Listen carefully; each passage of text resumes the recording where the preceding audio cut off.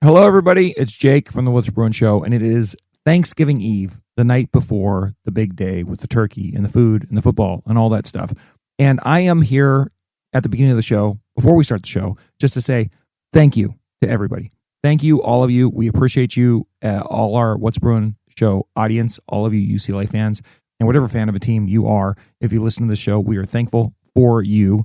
And I am super thankful for you guys because I've spent the last month or so trying to raise money for a half marathon I'm running at the Rose Bowl for the McCourt Foundation. And I set a goal for myself, and my goal was to raise $2,500 before Thanksgiving. And today, the day before Thanksgiving, I got my $2,500. So some of you from our audience contributed to this, and I can't say enough thank yous to you. But I hit my goal before my deadline, and I couldn't be more thrilled. Thank you so much. And a big round of applause to all of you in the What's Bruin Show audience. And if you'd still like to contribute, the link's in the show notes there. But I couldn't be more happy with how this turned out. So thank you very much. And now on with the show. Hey everybody, this is Jonathan Ogden, and you're listening to the What's Bruin Show. Hey Bruin fans, this is David Singleton, and you're listening to the What's Bruin Show. Go Bruins. Hey, this is Wayne Cook, and you're listening to What's Bruin Show. Hey guys, this is Chris Johnson, UCLA National Champion. I need y'all to listen to the What's Bruin Show. These dudes are off the hook. This is Maurice Jones-Drew, and you're listening to the What's Bruin Show.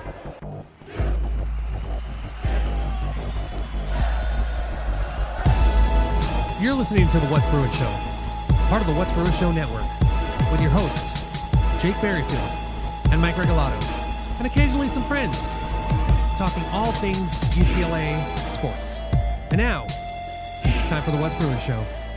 Hello and welcome to What's Bruin. I am your host, Jake Merrifield. I'm joined by my good buddy, Mike Regalado from Bruin Report Online. What is up, Jake? Hi, Mike. What's up? So, yeah, my little board's charging right now, so no, hey, Mike, or whatever. But F you, Chip, you got fired, so screw you. Wow, so, that's how you start this one. That's right. It's What's Bruin Show, What's Bruin Show Network. Thank you for your support. For just a couple bucks a month, you can support the show, on the Substack, Patreon. Just look at the links and then the show notes. You can email us, what'sbruinshow@gmail.com. You can watch the show on YouTube to an outdated slideshow that may or may not get ever updated. YouTube, search What's Bruin Show and look for the Bruin, the UCLA stuff, not the stupid Boston stuff, F Boston. And you call Hotline, 805-399-4WBS. Suck it right in Troy. Yeah, whatever, those fuckers. We lost, and that's okay. Did we, Jake? Okay. Did we lose? Yeah, I think over the last week, that game we won. That final score, the game, yes. The final score was not in the Bruins' favor, so that's what we can say. And for the rest of the year, we'll have to listen to that. Although it was one of the more meaningless Crosstown showdowns, and I'm sure every Trojan fan out there is super happy with being 9-3. They're ecstatic. They're just like overjoyed with the job that they're getting out of their coaching staff over there. So good for them. Fuck you guys. Extend Riley. Indeed. Anywho. Whatever. We're gonna have to talk about the game a little bit, but that's about, that's pretty much all I gotta say. But call the hotline. We do have a couple calls, I think. Let me play the call that we got. I'm surprised, after the news about hiring the new head coach for UCLA football, which we're excited about. Didn't get a whole lot of calls about that. I don't know what you guys are doing out there. I got a ton of calls before that. Oh, I got one. Let's see. I got one. Oh, you know what it is? It's Carrie. I love Carrie. And then there's one other call here too, but we'll just play those right now and then we'll get on with the show. So I just see Carrie, which will be just fine with me if that's all the only person we have to hear from. But we do love your calls and we appreciate your guys' support every single time. Pulling up the bank right. Oh no, there's two. Let's see. Things ain't over. No bang, just a whimper. It sucks. Looked like things were going to be great in this game, but it wasn't in the end. The refs did help out. Drop balls help out. I mean, the interception that should have been, I don't think he would have caught it regardless, but it is what it is. Only thing that I would look forward to is the next head coach. And fingers crossed, it's Chesney, but probably going to be San Diego State Blues. Anyway, who cares? Still love you guys. I'm headed to the chopper. Don't do basketball, but go Bruins. Get to the chopper. That board's still charging up, but Des, thank you very much for calling. And guess what? You got Chesney, so that's good. We're happy about that. And as far as the game go, we'll talk about it in a second. But yeah, the game happened and now it's done, and we don't have to worry about it anymore. So you don't have to worry about the 2025 UCLA Bruins anymore. I do want to kind of come back and do a little postmortem on it because you look at how unpredictable and weird the season was. At least it wasn't a 12-game 0-12 death march, which is what we really thought it was going to be about a month and a half ago. So we got that going for us. Let's talk to Carrie. Hey, what's Bruin Show? It's Carrie. Hi, Carrie. I went to the men's basketball game against Cal, and Really bad. Sorry. I drank a lot. Good for you. We approve of this message. I think that team is dent or bust. I'm watching William Kyle, former center, and Mara, former center, doing well at other programs. Mm-hmm. And I struggle sometimes with Mick Cronin's approach. He seems to do a boot camp there where he breaks everyone down. They have very little confidence and tries to build them up again. But I think you might need 3-year, 4-year players for that. And in the transfer era, it may not work so well.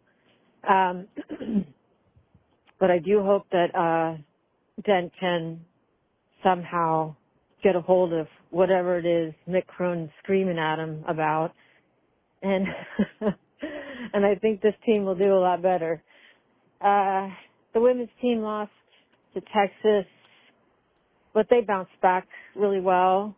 So good on them. And I'm happy with the coaching decision. I'm happy with the whole coaching committee, and they seem to do. They seem very professional and classy about how they conducted themselves and the candidate that they chose. And unlike others, I do hope his team goes to the playoffs, Bob Chesney's team. That would be something. If only to have a coach that's been to the playoffs. I suspect it might hurt the recruiting and getting attacking the transfer portal. I don't know. I don't see it as a huge downside if he does make it to the playoffs. I know it's unlikely, but I wouldn't mind. But then again, I'm not the one that's going to be doing the recruiting. So, so that's just all I have for UCLA right now. I hope you guys had a good week, and go Bruins. We love you, Carrie, and thank Go you, Bruins. and go Bruins too as well. And I'll just say right now, Mike, we're going to talk a lot more about this in a couple minutes, but as far as the whole, do we hope, are we rooting against them? Are we not rooting against the old, JMU, because of the playoff run and all that stuff? And I think the best case scenario is they win all the rest of whatever games they have, or they win their whatever they have, and they don't make the playoff, and then Chesney comes over here with all the good feelings in the world and no conflicted stuff about whether he should be at UCLA or whether he should be coaching this team in the playoff or whatever. But let's say they do. I'm totally cool with the fact that they agreed to let him roll with it and do it, and probably on the back end of that, him and his players who may or may not be heading to UCLA along with him probably be in a more positive state of mind because of all the fun experiences they had. And so this transfer portal, I think, is a lot more about what he's bringing than it is about what he's recruiting anyway, based on where we're at, because he was recruiting at James Madison and now he's recruiting UCLA. And so, there's only so much you can do with that, given the stupid timeline recruiting schedule that they have.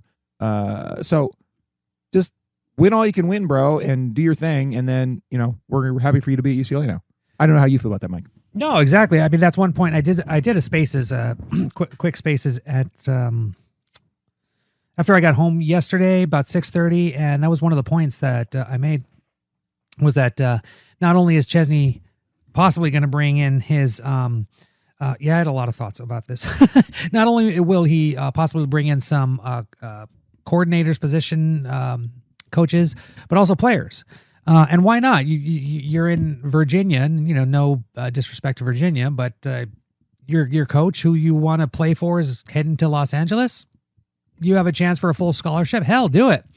As well as one concern, though, which someone had brought up as well and agreed with me when I said it, that who is he going to retain on this current UCLA coaching staff? Because he is, at least from what I know, he's not really up to speed on West Coast recruiting, the UCLA program, tradition, stuff like that.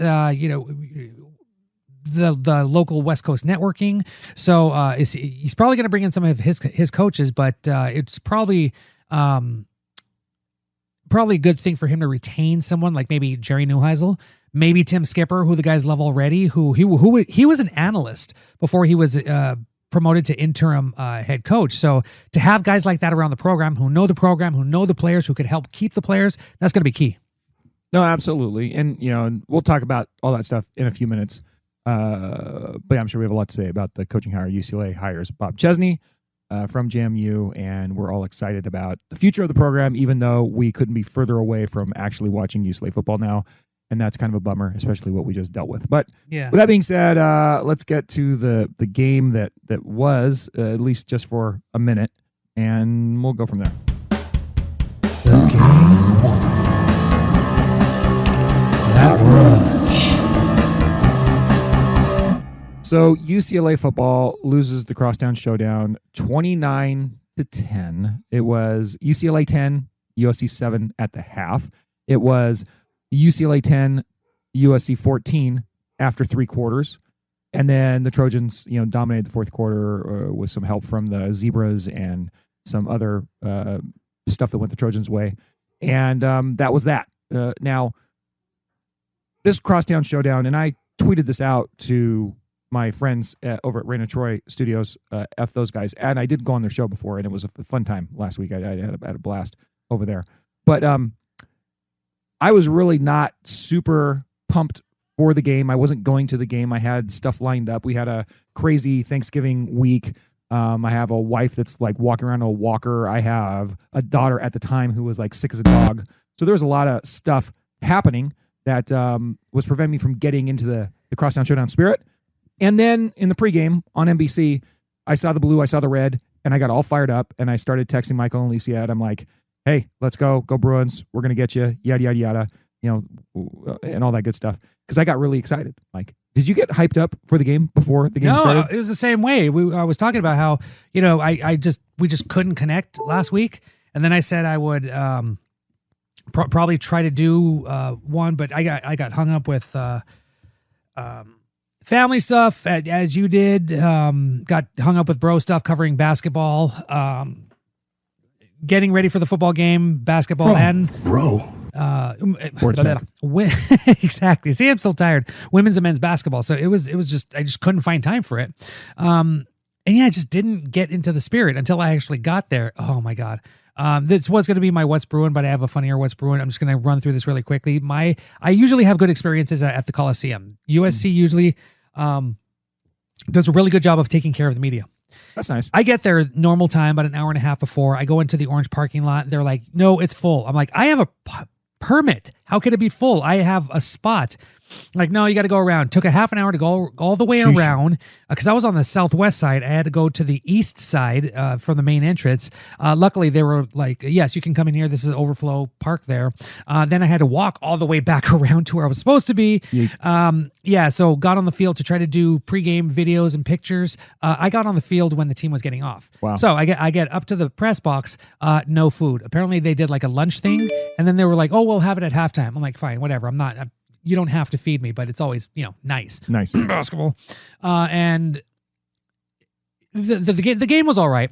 We go there. We usually go down to the field 5 minutes before the end of the game, and just so we can prepare, take any video, and then go right to where we have to go. They didn't let us on. They were like, okay, so can we go when the game is over? Boom, 0-0. We cross over. They're like, get behind the line. You can't come down here. You're like, and we were like, there were 4 of us talking to one of this guy and told him, you said we could go down here because we, with our media credentials, have to go down that tunnel. And the only way to go down that tunnel is on this track. Just couldn't. They're like, no, you have to go around. You have to find a way, blah, blah, blah. So get there, do the interviews, do my post game stuff, and so then I had to leave. And when I left, I couldn't leave because that was restricted. Oh, I had to man. go kind of back around to the north side. I was like, I hate this place. Yeah. I hate the Coliseum. So, so that would have been a depressing What's Brewing, but I have a much funnier What's Brewing. Good, I'm glad. But yeah, it was just it was fun in the first half, and honestly, being in the press box is actually pretty cool because they actually open it. And unlike the Rose Bowl where it's closed and I'm on the second tier, kind of like above, and looking down into the first row of the press box, I had a front row seat. So I'm right there, windows open, get the crowd noise, all that stuff. And UCLA looked really good. 10-7. Like I was more impressed with the defense holding off USC in that half rather than what the offense can do. Block field goal, miss field goal. Yeah. And second half, it's like, okay, cool. UCLA actually they've done pretty well in third quarters this season. Not so much. UCLA got shut out in the second half. And, just USC was a better team. They just got past the Bruins and, showed total class by going for 2 points up, 18 points at that point with 2 minutes left. So cheers to them for being who they are.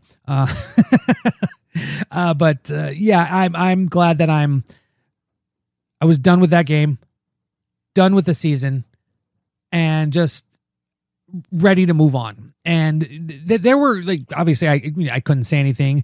I heard things about what might happen, when it might happen.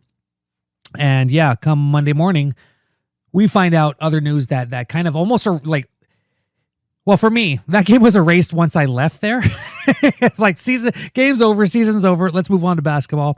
But there was just a sense of hope, which we're going to talk more about that in a second. But just going back to the game, it was just kind of a relief to have this season done. But I will say this: God bless Tim Skipper. He was smiling throughout the whole thing. He knew what was up. He was the interim coach. As he said in his first press conference, it's never good when you have the interim tag on.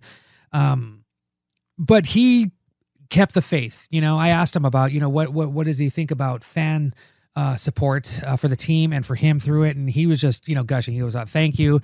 He was impressed. Even though it wasn't a full Rose Bowl, he was really happy with the fan turnout. And he said it was great just to hear the fans call players' names and cheer, especially when it was How big senior was the day. turnout there? 43,000. Right. It was definitely the biggest attendance of the season. Sheesh. Yeah. Definitely. 43,000. Definitely. Yeah, exactly. That's how the program is. Yeah. But no, I'm gonna miss Tim Skipper. He just me too. And it hit me when I took a picture of him for that interview. He looked like someone, and all season I've been like, who does he look like? He looks like Dave Chappelle. A little chunky. A little bit. A little bit more meatier. THICC. I was like, Dave Chappelle. at least the picture that I took, I was like, this is Dave Chappelle. Interesting. That's interesting. Interesting take. But no, I'm definitely gonna. I appreciate what Tim Skipper has done for this team. Kevin Coyle, Jerry Neuheisel, for stepping into those makeshift coordinator roles. But yeah, I'm hoping that maybe those three find any sort of spot. Maybe as analysts, maybe administrative parts, in positions with the new regime. But we'll see.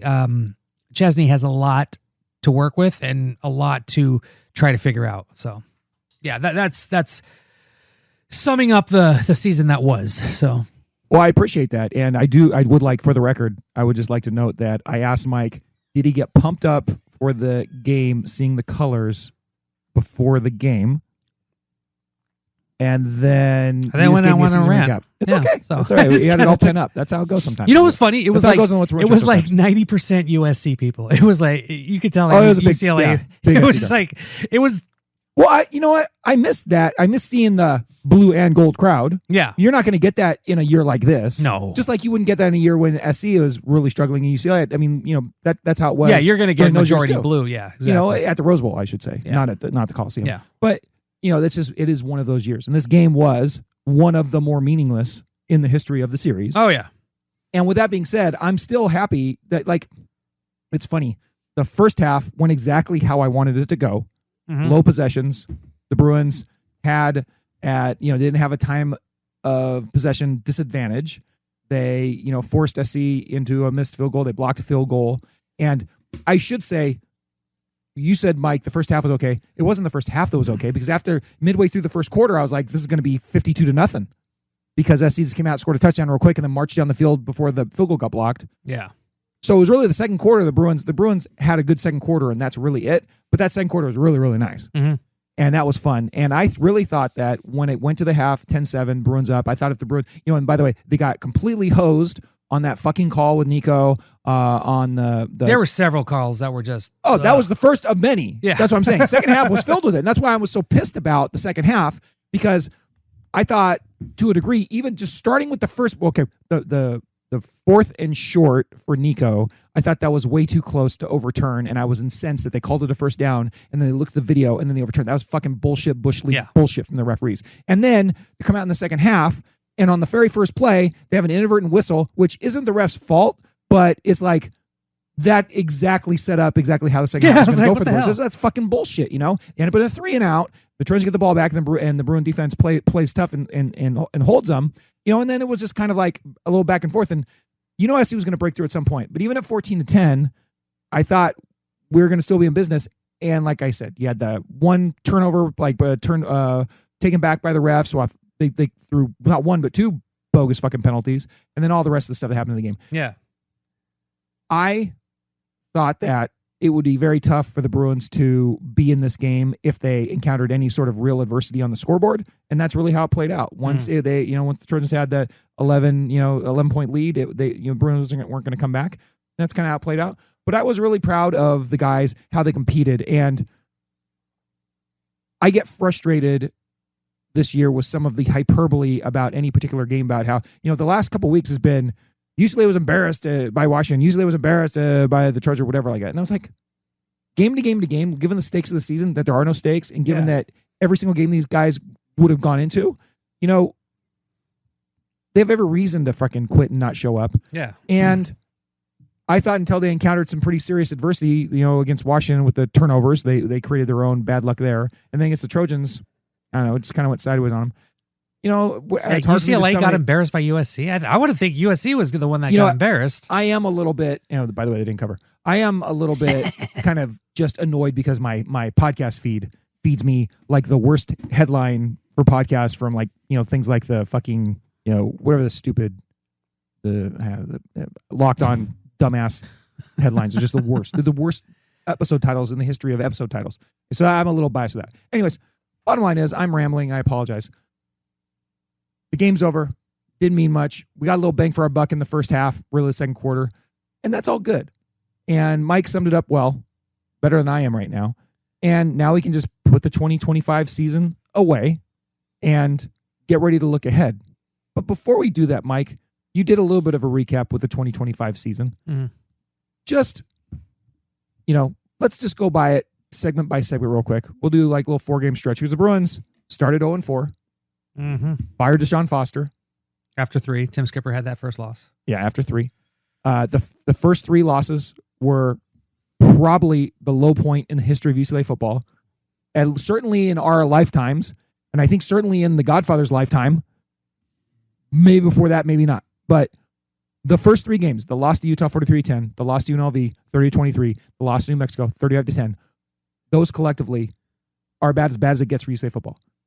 And just looking back at where you were before the season started, Mike, and we all thought that Deshaun Foster's hire by UCLA football was a stretch. It was a long shot, but we were trying to make the best of it. Mm-hmm. And coming into the season, given that they had got Nico Yamalava and the guys that got, it looked like they had a chance to have a pretty decent season. And then they have the worst stretch in the history of football that leads to the firing of Deshaun Foster, the dismissal of the offensive coordinator, the defensive coordinator leaves of his own volition. So, Mike, what do you think, if you point to one thing that went so horribly wrong to lead us where it led us to after that 0-3 start, what do you point to? Because we didn't think this was going to happen, and yet it happened. I point to Martin Jarman not firing Chip Kelly when he should have. Yeah, but you can't track all the way back to that because No, I know, but Deshaun that Foster showed that a little bit of led- life. But that road that directly comes from that road. But it just Oh, seemed, it's all fruit of the poisonous tree. But like within that 3-game stretch, though, none of us thought that that's what it was going to look like. No one thought they're going to lose a fucking New Mexico and UNLV. Which is weird because they actually looked pretty decent. They looked better than they did last season when it came to fall camp. From what we saw, Which wasn't that much, though. It's not like you saw that much. Yeah, they hit it all. They obscured it. They chiseled at that towards the end of. Hopefully that changes in their fall old Chesney. break. Yeah, seriously. As well as media access too. I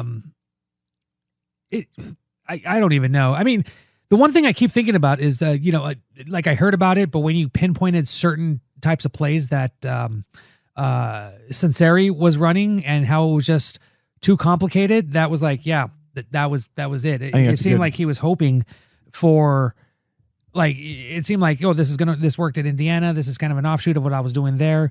Let's run it here. And it just wasn't working because they had no run game. The offensive line wasn't great. And passes were either to the flat or 5 yards, into the middle of the field. Or Nico had to run for his life because they were coming after him. Just no creativity.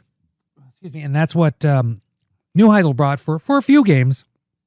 But that's to have a high-powered offense, you have to really put a lot of time into it. And having only a few weeks, you can't really blame Neuheisel. I mean, he did a good job. He helped manufacture 3 wins, so you can't hate on that.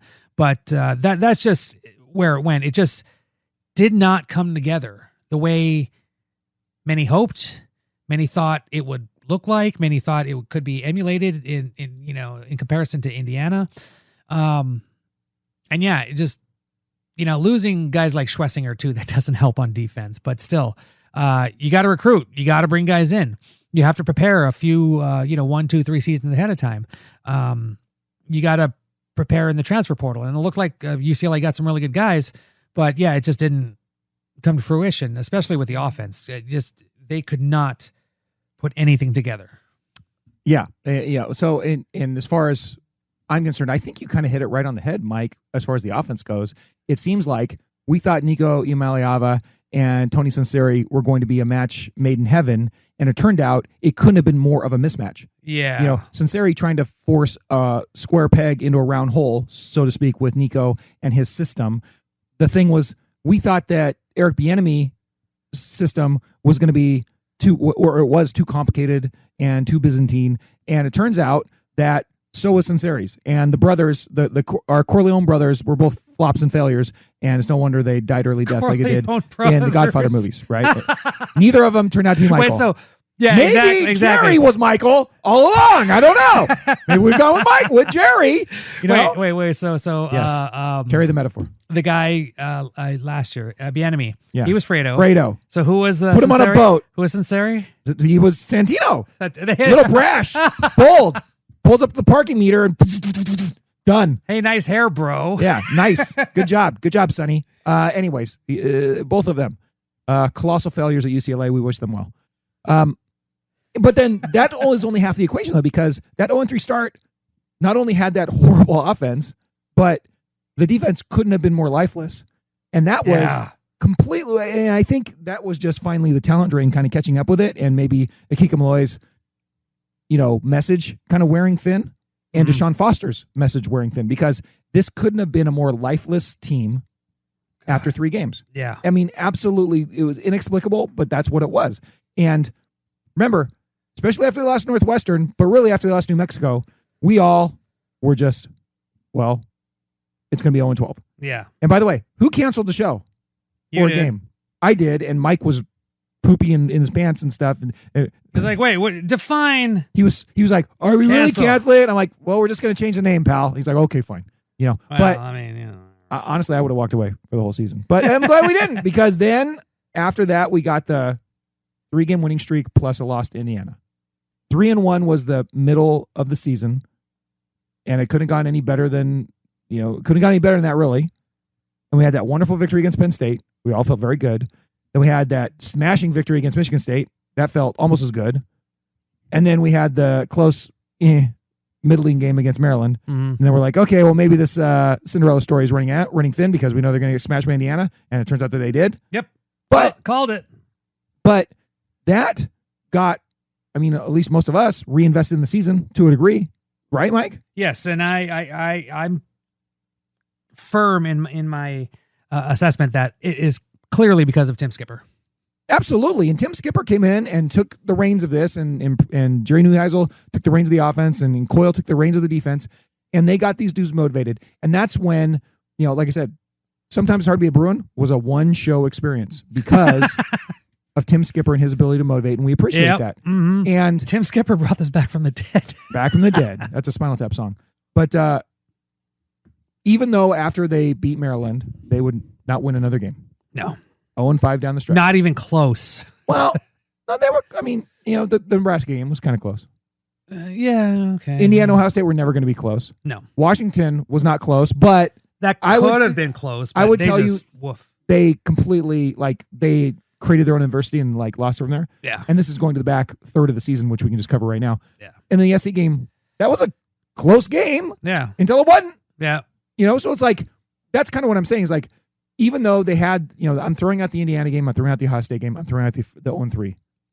All the games in which, Skipper and his staff coached, other than the two impossible tasks of Indiana and Ohio State, there's only one game where they really lost the rope, and that was the Washington game, and that was after they had these weird, inexplicable turnovers.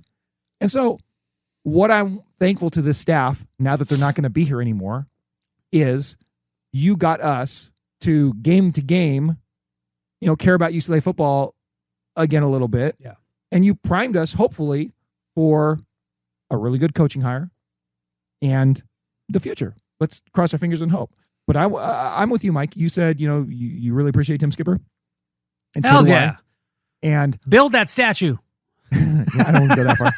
But I am a bobblehead. Let's have a I'm Tim happy Skipper because bobblehead night. This season would have been so dark and depressing. Yeah. Were it not for the turnaround they engineered. And I know 3-6 isn't a great record either. Mm-hmm. But it's better than 0-12. It was a hell of a lot better. It was a much more optimistic 3-6. Like look, they weren't going to beat Utah. I think we'll grant you that. But let's say that, they beat UNLV, they beat New Mexico, and this SC game would have been for them to go to a bowl game. Like if Skipper had been if they'd played the first 3 games like they played the last 9. Yeah. This would have been a team that was probably not an underachieving team, but still flirting with a bowl game, which is kind of what we thought the floor was coming in the season. So, hey, Mike, guess what? We weren't wrong. Yeah. I guess. All right. That's enough this season. Let's flush it. Get out of here. Get to the chopper on this season. Let's do it. Where's my get? Get to the chopper! All right. The season's done. 2025. That's a wrap. No bowl game, no nothing. And Mike, the Bruins, this week was announced after the Lane Kiffin thing, but before all these other hires, Bruins have hired Bob Chesney. How do we feel about this? Feel damn good. Like, absolutely. I mean, some of the names that were coming out, they were just not exciting to me. Mullen, what's his name? Brennan? Brennan. Brennan. Thank you. Yeah. I would just look at these names. Will Stein. Even it just didn't capture anything with me. And then when the news came out, when we talked about this 2 weeks ago at the basketball game, that he was one of the head guys in contention, we didn't even know who he was. So we had to quickly kind of do some research. And even since then, we've done even more research, especially because it has turned out that, this is a guy who wins. He's coached in different levels, and he's been successful at each. Again, there are concerns. Like I said before, does he can he recruit the West Coast? Can he understand UCLA football? Obviously, he's the head coach. Everything that this program is about is going to be through him. But still, it's pretty damn exciting because it's not just some guy that they talked about it on the broadcast. He's an active coach right now who's winning at James Madison, and to do that, right after Curt Cignetti took off to Indiana, took a lot of guys, 25 players, a few coaches, and then just reloaded that James Madison to go. I think they were 7-5 last year, 8-4. I can't remember, but and then to go 11-1 this year. That's pretty 9-4 impressive. last year, 11-1 okay. this year. Yeah. Yeah, that's just pretty impressive. And yeah, it's James Madison. It's not a Power 5 team. It's not even a Group of 5 team. But is it a Group of 5 team? What conference? It doesn't matter. It doesn't matter. They're number 25 in the nation right now in the college football playoffs. They're the number 25 team. That's pretty freaking impressive. So this just seems like an overall great hire because he's active. He knows what's up. It's not like Chip Kelly where he was on TV for 2 years or whatever after horrible stints in the NFL. And rumors that he had lost it, rumors that he couldn't deal with players, rumors that he was kind of giving up, whatever. And like we didn't buy into that when it happened. Like we thought that was a good hire. And the process of that from our perspective as UCLA fans, that was up until this hire, the best hire they'd ever made. It didn't turn out, but it was the best hire they ever made. And one of the things I got so disenchanted with the Deshaun Foster hire is like, you just made your best hire and it like backfired in your face as bad as it could possibly backfire almost. Yeah. But then the next thing you did was you went the complete opposite direction and did the worst hire in your school history, which is what Deshaun Foster was, given the amount of experience he had. There was no reason to hire him. The record also backs that up. Even that late, there was no reason to hire him into that job. He wasn't ready for that job. Anywho, Mike, this is now, I think, at least in my opinion, it's everything I was looking for in a coaching hire. I wanted someone, we were talking about, you either wanted somebody that was like a coordinator that's winning a national title at Georgia or something, the Oregon route, or the hire of a guy that looks like he's an up and comer and he's won everywhere he's been. And it's not just, and you said not just in the lower ranks. I mean, he's a Group of 5, man. So it's a real JMU's in the Sun Belt, and that's a place where it's not as big of a deal as coaching in the Big Ten, obviously, but it's comparable. Like it's a comparable experience. And so who knows if this is going to work out? It might not work out. Yeah. Maybe there's other things that will keep it from working out. That's the UCLA way. But we got as good a chance of this one working out as any. Yeah. And there's literally no reason why UCLA couldn't have some version. I'm not going to say it's going to be like Indiana because that is like the best case scenario. Yeah. But something within 10-20% of that, why the F not? Because if things go right at UCLA, they can get turned around pretty quick. All the nonsense about how horrible, the environment is for UCLA, if it's run right, there's lots of ways for a person to win here. Yeah. And so, it's a unique place. It's one of those things where you're not going to get the same market share, fan attention necessarily, especially not when you're not winning. And, we'll see how rehabilitatable UCLA football is after the 8-year stretch now. It's been 8 years, at least 7. Chip Kelly was there for 5 or 6. He was 18. Yeah, whatever it was, it's been a while. Yeah. And it's been a while. Exactly. The second time I've tried that, Mike. The first time we picked it up. UCLA has been actively chasing fans away for over a half decade. Get out of here. Get out of here. And now hopefully we can reverse the process. And we'll see how it all works out. Like, where are they going to play the home games next year? Who the fuck knows? Seriously. How much money are they going to have to spend? Who the fuck knows? But they should be able to bring in a good amount of his players, and we'll see how it goes. And they have a manageable schedule next year, and we'll see how it goes. So I'm thrilled and optimistic. So after the game, the USC game, someone asked Nico, and every quarterback says this, who has the option to come back next season or maybe go off and test the waters in the NFL draft. But he said he doesn't know. He hasn't been thinking about that, which is fair. Yeah. He has had his brains beaten in, and he had neck spasms, the previous week. But that brings us to something else I want to talk about briefly. But yeah, I was going to get to you about that really quickly with Nico.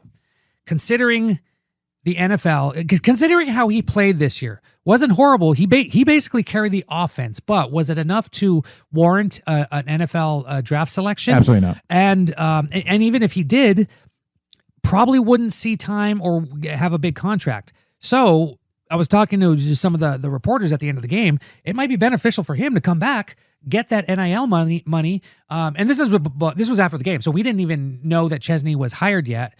But now that he is, let me ask you, Jake. Let's say you're Nico Iamaleava and all this just landed on you, and you thinking that, and let's say you have a little chip on your shoulder, you're a little bit of a conceited mindset. You're a winner, you want to win.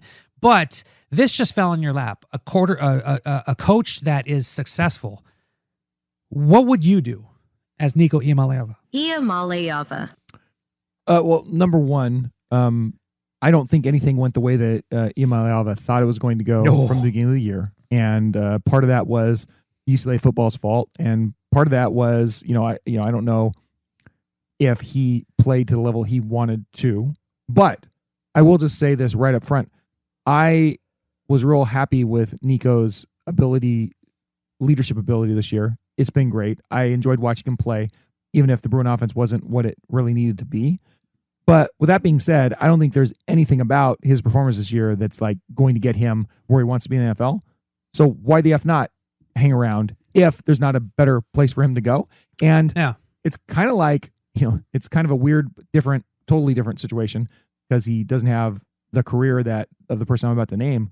But it's kind of like all this talk about LeBron's going to go somewhere else. He's not going to play for the Lakers next year. But it's like, where else is he going to have as good of a shot to play than with this team next year? Yeah. Now, that's not necessarily true because there are a lot of factors with a person like LeBron. He could go to Dante Moore. He could be like Dante Moore and go to an established team if they believed that he could play way better than he did this year, which is kind of what Oregon did with Dante Moore. So there's definitely probably will be opportunities for him to do that. But I think I agree with you. This might be good and as good of a spot for him to stay, especially if he doesn't want to pick up a move again, because that's part of it too. Yeah, that's always a pain too, especially if you're moving across country or even like going up to like Washington or something. Yeah. Now, by chance, have you seen James Madison football? Have you seen videos and all that? I mean, a little bit. Why? That was my next question. Do you think he would be able to easily transition into that offense? Yeah, I mean, I don't see why not. And I don't. Good running game. They utilize a dual threat quarterback. Yeah, at least they did this year. Yeah, I mean, I'm hoping that whatever the JMU offense is from year to year, and whatever Bob Chesney's philosophy is from year to year, like it's not just so static he can only do one thing. So it's like if he had Nico, who obviously is a unique talent, is he as great at throwing the ball down the field as we thought he would be? No. Yeah. But does he show a lot of good leadership? Does he show a lot of grit? Does he show an incredible amount of lankiness and speed, right? And ability to just kind of be a gamer? Yeah. And I think that guy could win wherever he's at if they coach to his strengths and don't coach to his weaknesses, which is why I think Dino Sunseri did at the beginning of the season, if that makes sense, right? Yeah. So the system's not as big of a thing for me as much as you just take advantage of a really good athlete when you have it. And I think that's kind of why they're hiring Chesney, because it seems like that's kind of what he's kind of into doing, right? Yeah. He's into winning and setting his team up to win. And that's what I want to see him do. Yeah. Jake, really quickly, you know how I just said build the statue, but no, maybe have a bobblehead night? Yeah. Well, you know how we have a love-hate relationship with AI? Sure. AI just did this. Oh, no. That's pretty awesome. I think this needs to happen. Yeah. This is a freaking awesome bobblehead. Send that to me. We'll put it in the show notes. Yeah. I'll put it in Twitter. I was like, damn AI. What's better than that? What was the prompt? Grok is just crap. Yeah. I said, can you create an image of this person, Tim Skipper, as a bobblehead?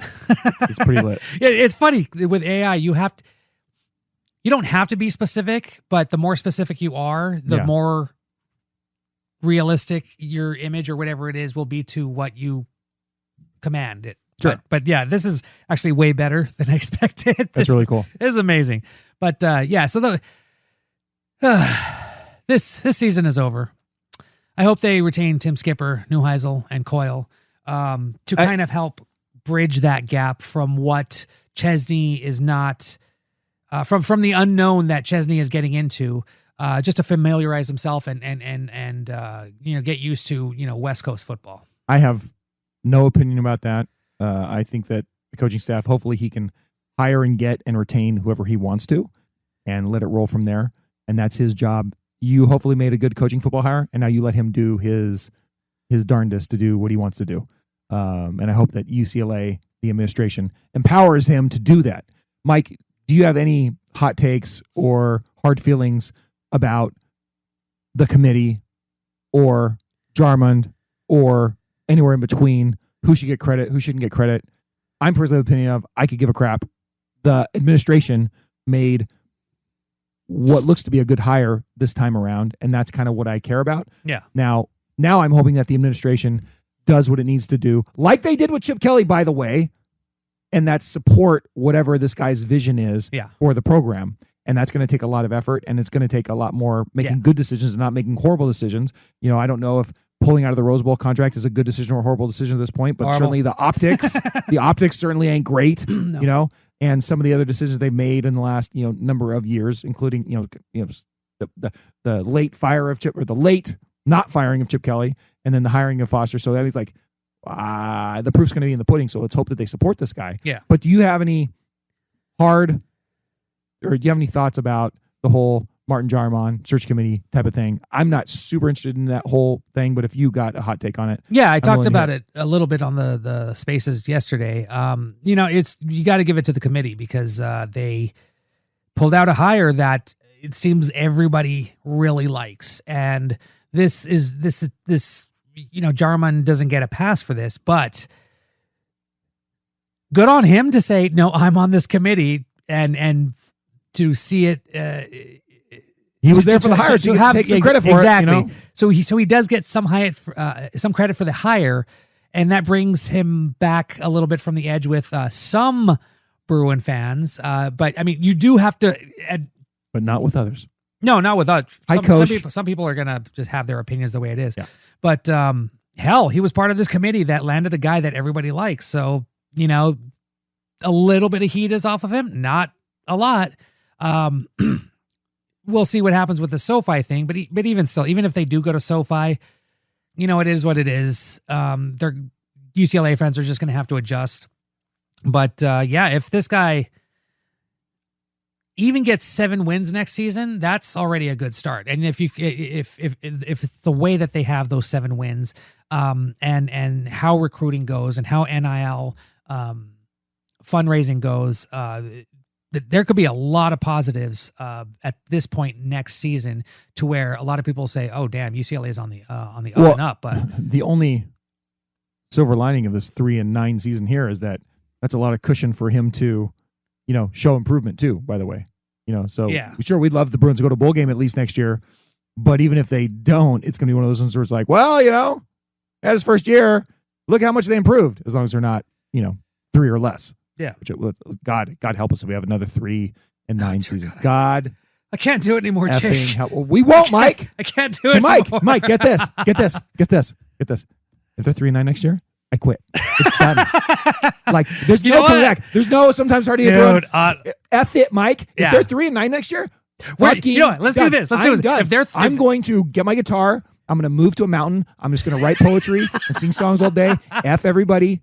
I'm done. If they're 0-3, if they start 0-3, look, here's the thing. Okay, let's not say anything. If they're 0-3, we cut the feed, delete all the episodes, and I've never heard from them again. Are you up? Are you up for that, pal?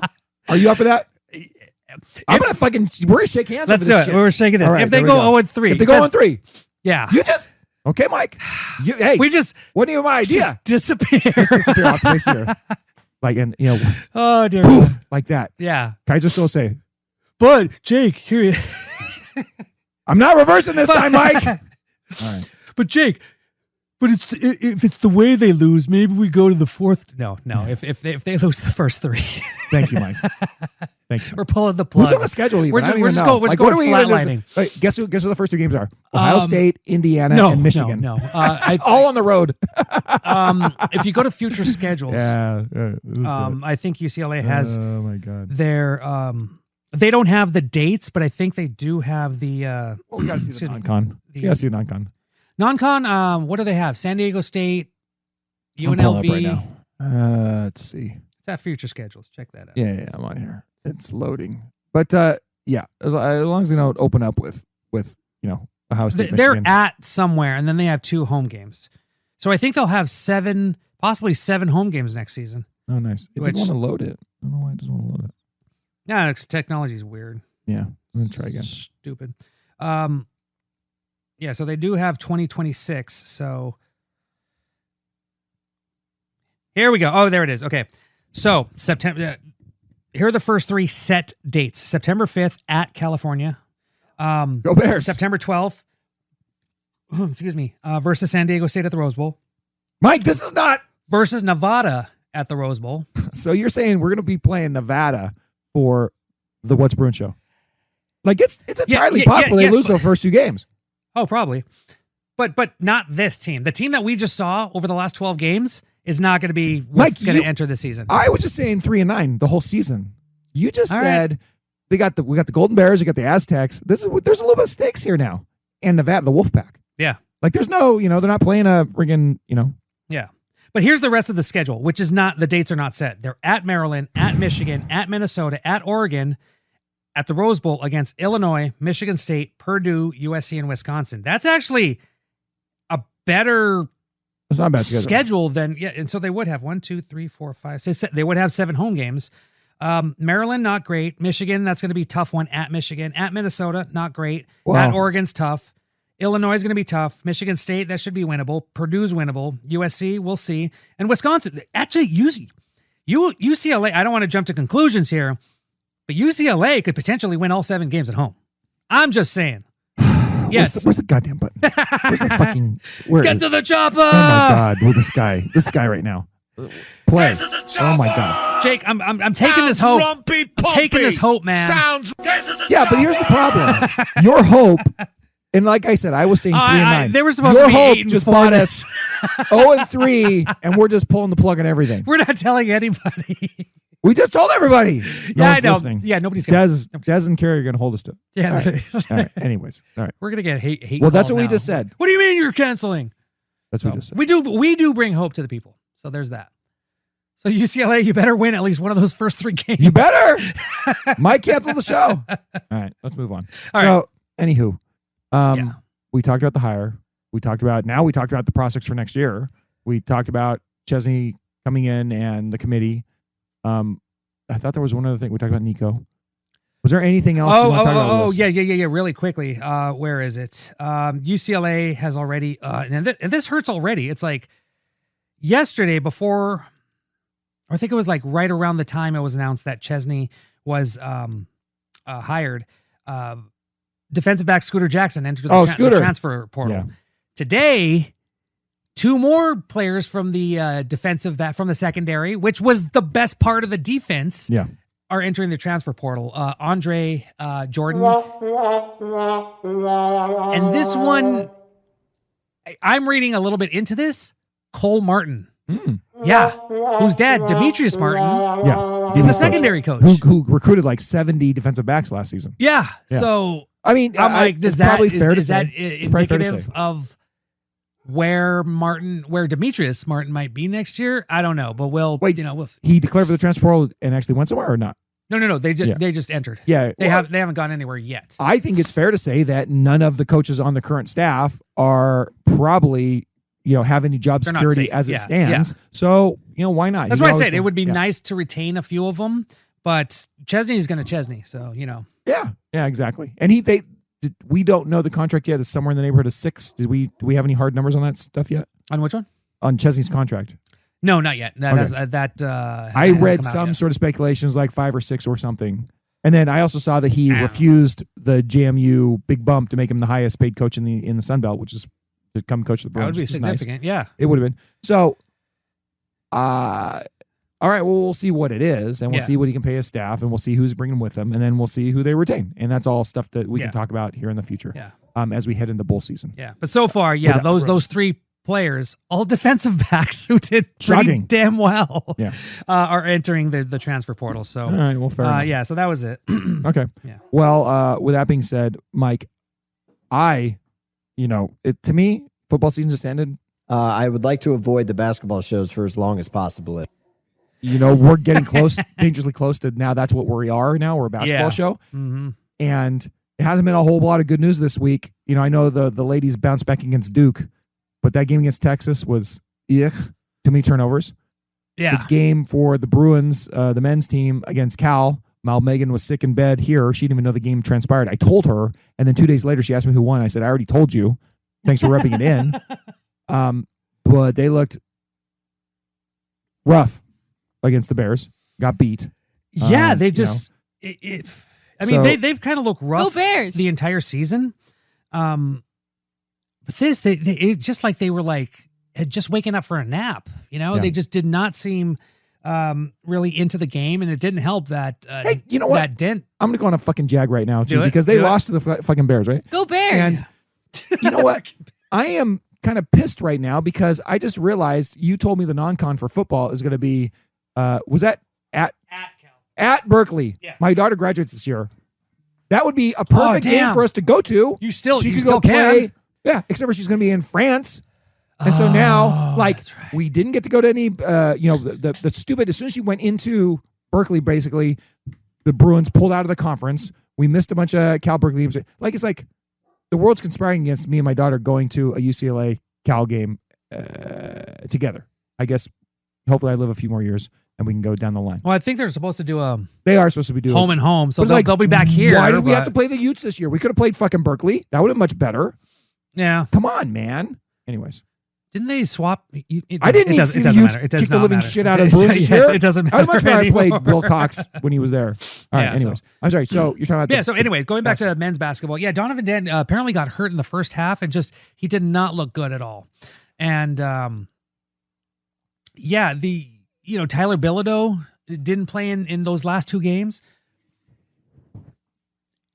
There's some highlights with Trent Perry's looking good and Jamar Brown. He's becoming my favorite Bruin. Oh yeah, I'm loving some Jamar Brown. But the rest of the team, even though they have good moments, they're just not.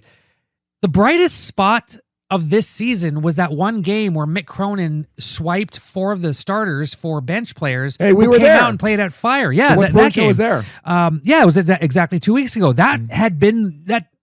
That's the most exciting. Okay, the Arizona game was exciting too, and it would have been. They almost won that game. Yeah, that you got to give them that.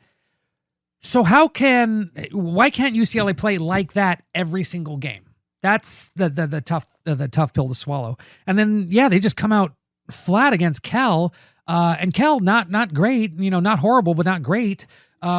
Which what does that say about UCLA? You're losing to an average team. A team that you should have more talent than, and I'm not trying to disrespect Cal. That's been the way. I think Jamaal would agree with me, and that's kind of been the way Cal basketball has been. And Cal came out and just kicked UCLA's butt. It was a well-deserved win for them, and it wasn't even though it was in the Bay Area. Apparently, it was like half UCLA, half Cal fans, which was it's Thanksgiving week, so you had a lot of Bruin fans have the ability to go to the Bay Area on a Tuesday to see their Bruins play. Yeah. And then womp womp womp. That's terrible. Something has to happen, and already a lot of people are not happy with the way Mick Cronin has started out. And I said a few weeks ago, this feels like the last 2 seasons. Mick Cronin's done a hell of a job this year. Maybe not. There's just no magic since he lost Jaime and Tiger and Clark. He's been trying to put something together, but the one thing that has been his bread and butter, he's not been able to do defense, not that clamped down defense. He doesn't have guys that can play like those teams. They're doing that. He's got some offensive guys, but even then, it's like there's not a lot of positive flow. Dent really hasn't gotten into a rhythm. And he was supposed to be the guy. Yeah, and there's a deficit at center. Like they don't have a true 5 because they went somewhere else. William Kyle, as Carrie said, William Kyle and Daimara are doing amazing at their new spots, and it's just like. there are just a lot of things like weighing on Mick. Like Mick Cronin is in quicksand right now. You know, I'm actually taking this from The Replacements, the movie with Keanu Reeves. Love that movie. When he talked about what's your fear when you're playing, it's quicksand. Things are going well, and then one thing goes bad, and then they go bad, and you try to fight back, and it just gets worse and worse. That's kind of what it feels like. It just this feels like the last 2 seasons, maybe with a little bit better talent, but you're losing to Cal. Then you're losing to Michigan and Michigan State and Illinois and Purdue. This is not going to be. They might go have a worse record in conference this year, just the way that they're going if they continue playing like this. But they've had a week off and they start up again tomorrow against Washington. Yeah. Big Ten play starts. So 8 let's p.m. see how and that then on goes. the 6th, they're 3:00 on the 6th. Yeah. On what channel? I don't know. Is that CBS? No. Big Ten? The Cock. Peacock. You wanted. That's against Oregon. You wanted to say that. I mean, yeah, that's against You Oregon. could have answered the question, Mike, but you didn't. You know where they're at? They're at the Cock. All right, there we go. And then 11, number 11 Gonzaga after that. Yeah, and that one's And in that's- Washington. That's in Seattle, right? It's one on is- ESPN, 8:30 p.m. Seattle Hoop Showdown. Yes, good Yeah. memory. So there you go. And really That's quickly, quite a 3-game stretch right now. Really quickly, quick sidebar. And then Sparky after that. Can we stop with these goddamn neutral site games? Can we just have home and homes? I want to see Cal at Poly Pavilion. I want to see. I don't care about Arizona State. Arizona State is at Poly Pavilion in Go a few weeks. Sparky. I don't want to see that. I want to see Arizona. I know you don't like. I don't want to see Arizona ever okay, again. how about this? Arizona, Gonzagas. I want to see those caliber games home and home at Poly, at McHale, at Berkeley's spot. Why am I blanking? Haas Pavilion. Yeah. No, that's Stanford. Yeah. Haas Pavilion. Wait, what's Stanford's? No idea. Maples. Thank you. Yeah, I want to see these neutral site games are kind of fun, but you know, it's just a little weird. You know, I don't know. Maybe I'm a traditionalist in that aspect, but can we do some home and homes? I agree with everything you said except for going to McHale. Yeah, I don't care. never about want to that. go I don't out care there about that again. series anymore. Anyways. All right. Yeah, no, that was just my quick sidebar. You know, and then Well, Mike- yeah, so men's team, they just look a little discombobulated. At Washington, And it doesn't. Yeah, it's pretty Oregon, steep right now. Gonzaga, Arizona State. 4 games in the next, the next 4 games. Yeah. What record do they have in those 4 games? Wait, what are they now? 6-2, I think. Yeah. I mean, not just what do they do in those 4 games? I think they split Washington, Oregon. I think they beat Arizona State, and then I think they lose to Gonzaga. So 2-2. Okay, so 2-2. So they would be 8-4. Ugh, And how disappointing is that? that's gross. And then they'll play Cal Poly and UC Riverside. Those will to be get wins. to 10-4. Yeah. For sure. And then they go into Big Ten play. And who's there first? Is it Indy? It's Iowa, and then it's at Iowa, Wisconsin, and then home to Maryland, Penn. Or no, I'm sorry, home to Maryland, then at Penn, at Ohio State. Yeah, that's. Yeah, they start. Yeah, Dude, they're gonna 4 out of 5 on the tough. road to start the Big Ten, and then you get to host Purdue and Northwestern. Yay! So When's that Michigan game? That one's going to be the one that is going to tell a lot about how this. that's team. way down at the end of the schedule. Pretty Yeah. much, it's getting closer to the end. Okay, well, gee whiz, we got that to root for. Yay! UCLA. I was looking at some articles today on them, and they got de-escalated from being contenders to. Oh my God! They'll probably make the tournament. Yeah, well, they dropped out. They're basically 27th in the AP poll. They dropped out of the top 25. What was it? The Ken Palm. I think they're 36th. The net rankings came out yesterday. The first net rankings. Guess where UCLA is? Let's see if you can get it within 5 spots. In the net. Mm-hmm. What do you think? 46. Try 30 spots lower. Wow. They're a quad 3 team right now. Okay, then. Wow. Yeah. Well, hey, that's great. Yeah, that's great. That's okay. Well, at least Reeves Nelson isn't playing on the team. Well, there's that. That's a plus. I guess that's what we have so far. That's what we have to root for.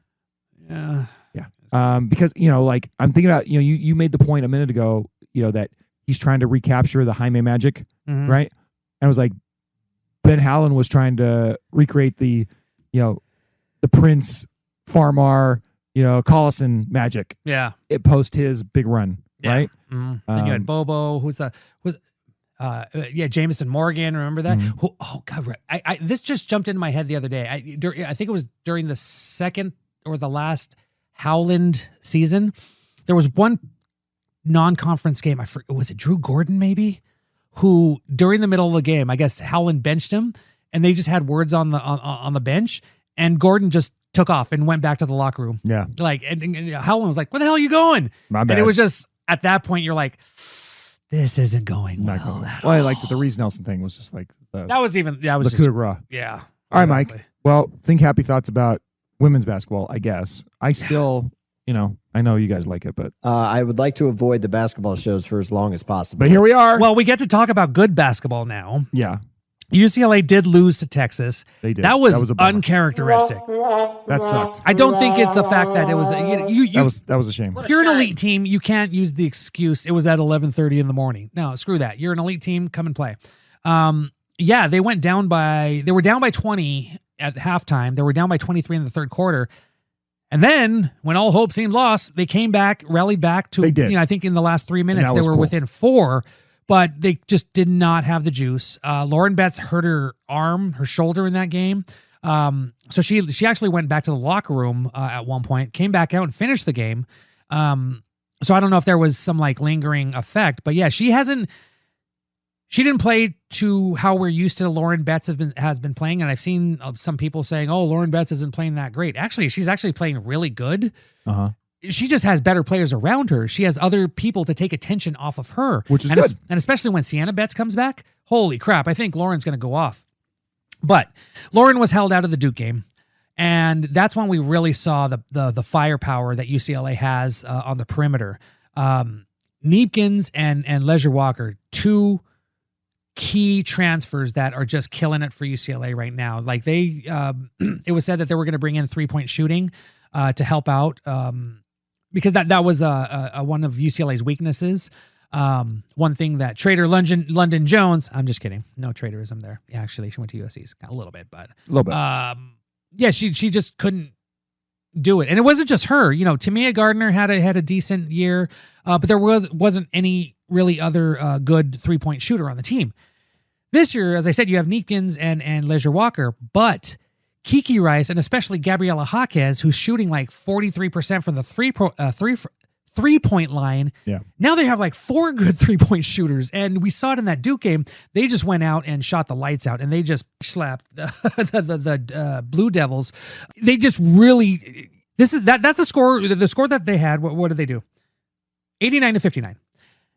They should have done that without Lauren Betts, but they didn't have Lauren Betts because injury, precautionary, whatever it is.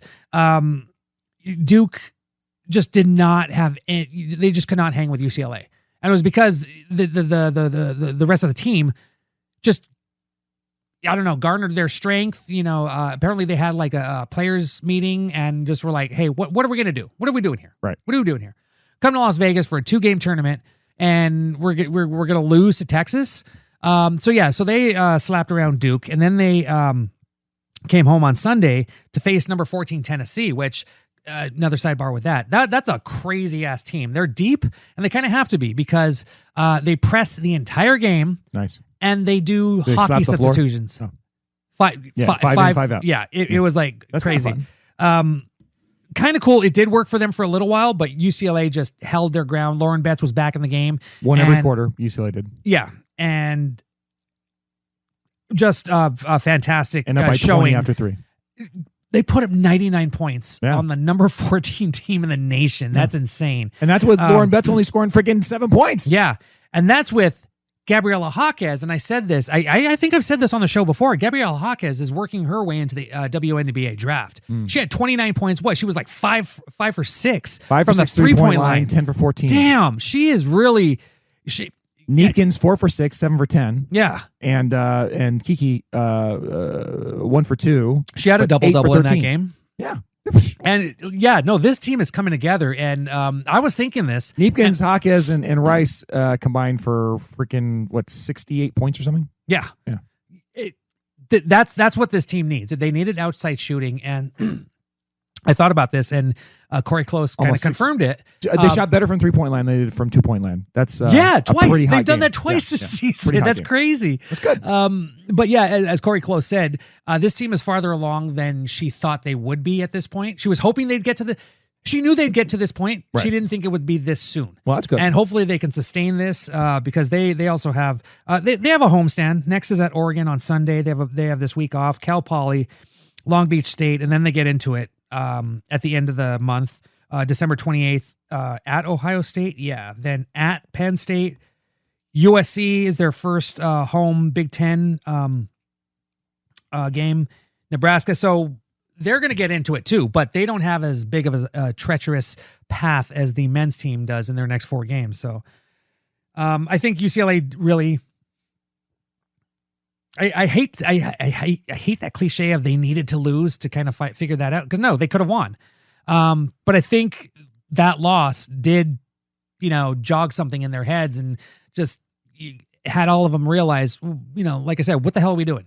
Let's get this team in gear and let's go kick some butt. And they did in the next 2 games. So it's going to be fun to see. It will be. All right, good. Yeah, so that's what I got. Good, Mike. You know what I got? What's brewing with you? You ask me. What's brewing with me? Yeah. What's brewing with you? What's brewing with me? What's brewing with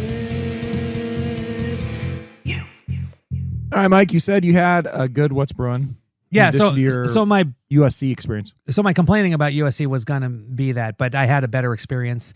I'm glad. Prior to that, and then a hilarious experience. So yeah, it was Thanksgiving. Me and the kids we got fat on Thursday. Oh my God, we just gorged with family, and just had a whole fun day because my daughter, who's a teenager now, and is into pop culture and shopping and all that stuff that 15-year-old ladies are into. Mm-hmm. She's like, Dad, she asked me this like 2 weeks ago, can we go to Black Friday shopping? And I've never gone Black Friday shopping on principle. I am not a capitalist. I am punk rock as fuck. And I just don't do that, especially because yes, given it's not as bad as what we saw in like the 90s where people were rushing and getting into fights trying to get a big screen TV and whatnot. But I'm like, against my better judgment, I'm like, fine, let's go. But I did give her the spiel about being punk rock and anti-capitalist. That's good. But no, we did have a big day. Eyes. Like she didn't care. So like we started the day because my other daughter had to go to the dentist really quickly. So we did that. Then we literally jumped right into the Lion's Den and went to the Americana in Glendale. Wow. Yeah, that's where she wanted to go. I'm like, this is where you want to go. So we do that. So her and my other daughter Poppy, they're hitting all their shops, Aritzia, Sephora, blah blah blah blah blah. I don't know what shops they are into. So Hugo and I are like, dude, let's go get a coffee and a soda and let's go to Barnes and Nobles. There we're hanging out there for a while. Went to the Converse, Nike stores, checked out dude stuff. After that, I promised them we would go see Wicked 2, which is awesome, by the way. It's I really like the first one and I didn't know much about it and I couldn't wait for this one. Do you know about it? Oh yeah. Quick sidebar. Yeah, I didn't know that it intertwined the Wizard of Oz into the second act. Brilliantly done. I have questions. There are holes, but I thought it was done really well. After that, I had already planned this and I told the kids about this, but there's this winter holiday immersive experience, this Christmas light maze in Santa Anita, which is not too far from me in the SGV. Cool. Yeah. So fun. Like I've kind of been to something like that before, but never in LA.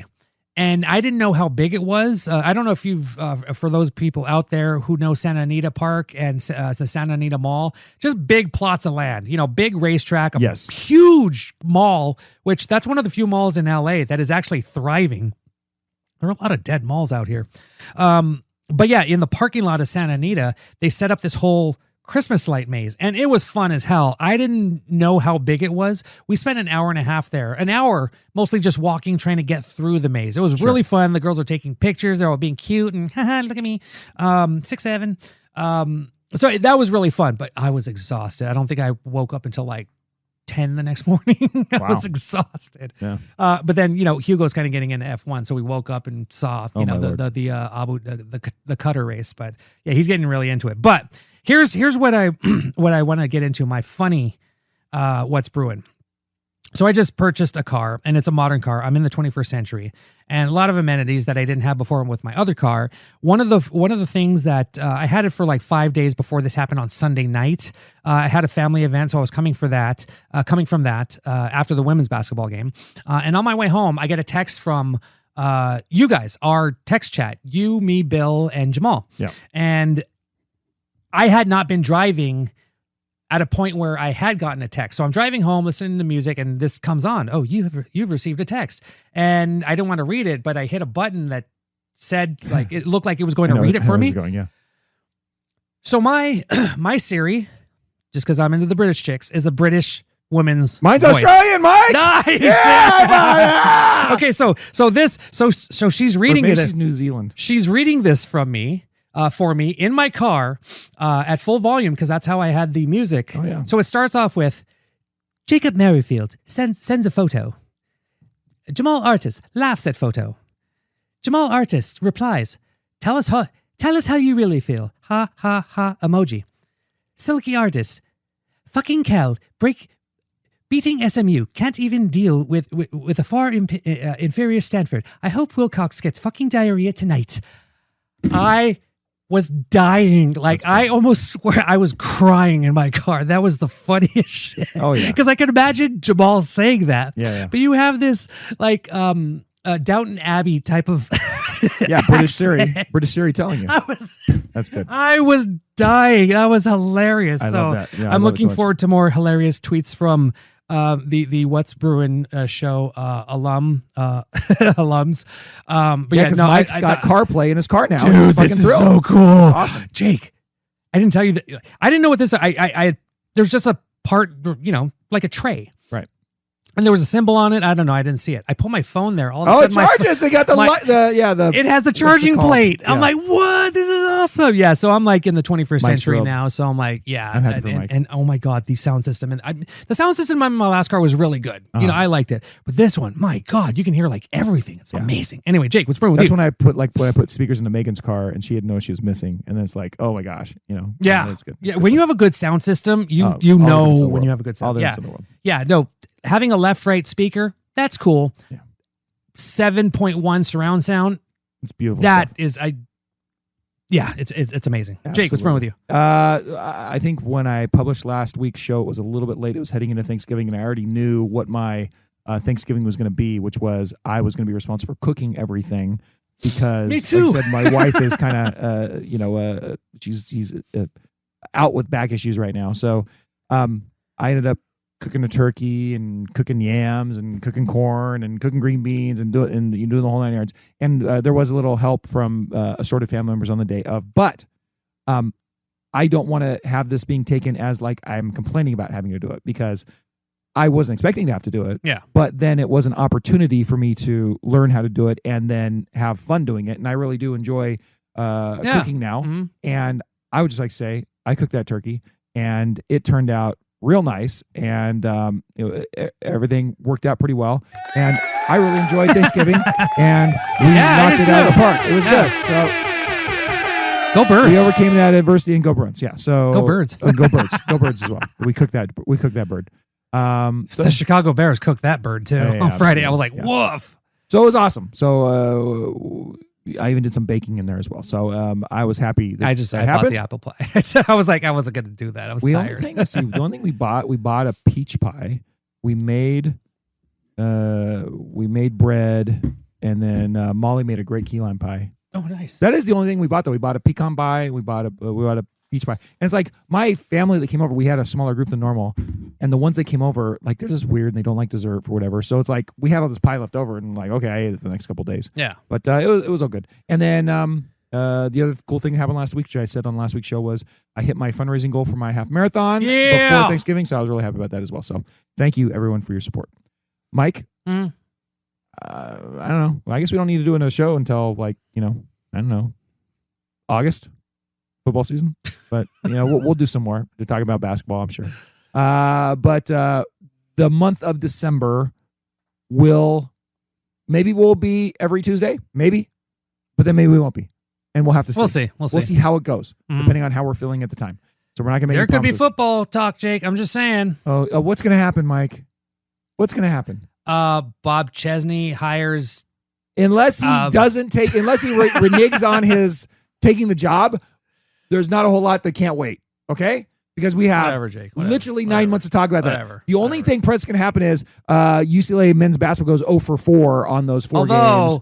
Women's basketball. We're coming up on signing day. Oh, big fucking whoop. Who's going to fucking sign? We're waiting for the guys to come from JMU. Like, whatever. Jake. Yeah. People want to know. Okay. We got the info. Because we are breaking news on a daily basis. We're the heroin. Their speakers are the needle. What's brewing?